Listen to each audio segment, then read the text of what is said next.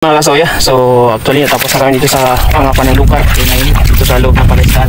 Minit na, ang oras na 11:50 na. So kasama ko rin si Acero, si Julius. So ang content namin ngayon is cuts, clean, and cook.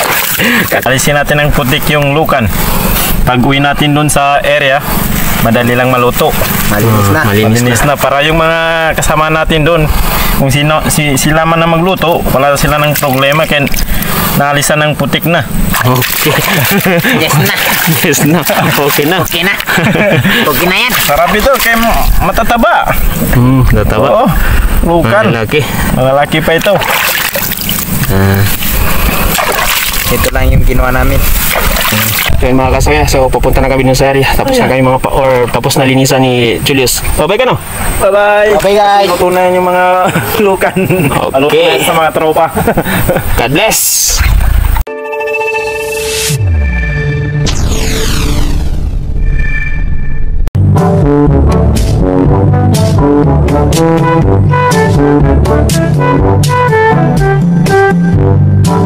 Yun mga kasoya, so ang ginawa namin dito sa luka na to is nilaga muna para magbuka, and then yung laman is kunin namin and then lulutuin ulit with oyster sauce. Yun ang main ingredients namin itong luka na to. Yan. Ito yung laman niya.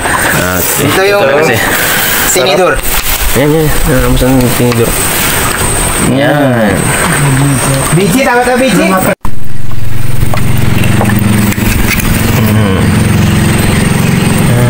Matatapat, malalaki.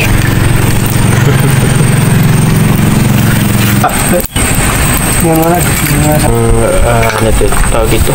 Lukan. So yun mga kasoya, so itong niluto nilaga ni Julius na lukan.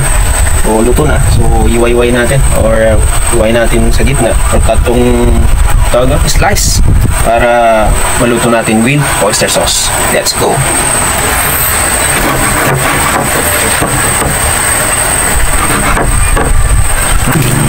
So after dito is lutuin na with oyster sauce. God bless. So yun mga kasaya, magluluto na tayo ng lukan na may isang alimango, and then mga ingredients natin is yung pinakita ko kanina. Sinayin natin ng mantika.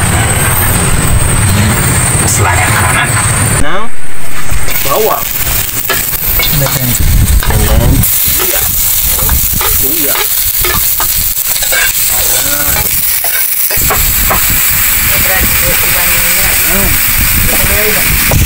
Bismillah.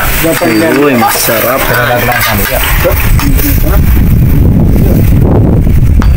Lagyan natin ng konting sili, or ito yung native na sili. Yan.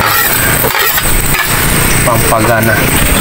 Sarap yan. Yan. Para matamis-tamis.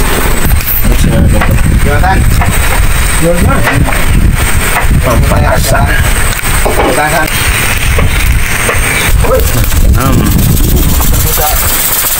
Ito na. Shout out mga kasoya.